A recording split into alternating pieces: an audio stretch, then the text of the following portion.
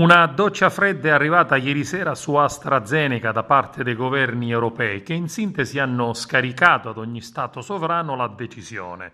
L'Unione Europea si è spaccata con alcuni paesi che hanno già imposto restrizioni, i paesi scandinavi, la Germania, la Francia, l'Olanda ed anche il Belgio, e quanti invece non intendono farlo. L'Italia raccomanda, questo è il termine esatto, l'uso di AstraZeneca solo per chi ha più di 60 anni, anche se non sussistono elementi per scoraggiare la seconda dose a quelli che hanno già ricevuto la prima.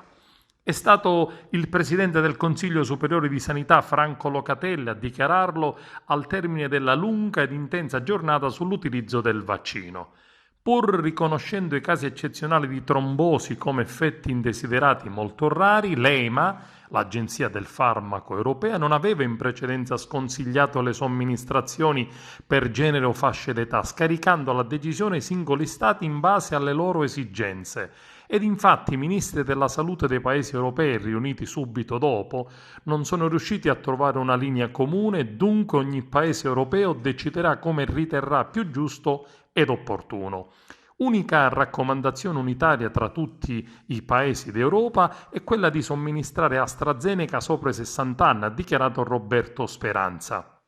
Si è arrivati a questa conclusione dopo un'analisi approfondita di 62 casi di trombosi cerebrale e 24 dell'addome alla data del 22 marzo, 18 dei quali mortali.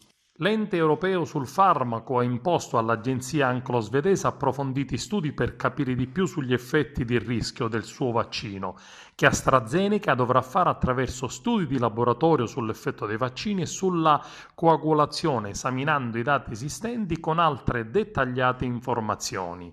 L'Italia dunque ha ritenuto di aggiungersi alla schiera dei paesi che hanno imposto restrizioni, Germania, Spagna e Belgio, decidendo sull'uso del vaccino sopra i 60 anni, la Francia sopra i 55, mentre il Regno Unito, primo in Europa per la somministrazione dei vaccini, offrirà un vaccino diverso alle persone con meno di 30 anni.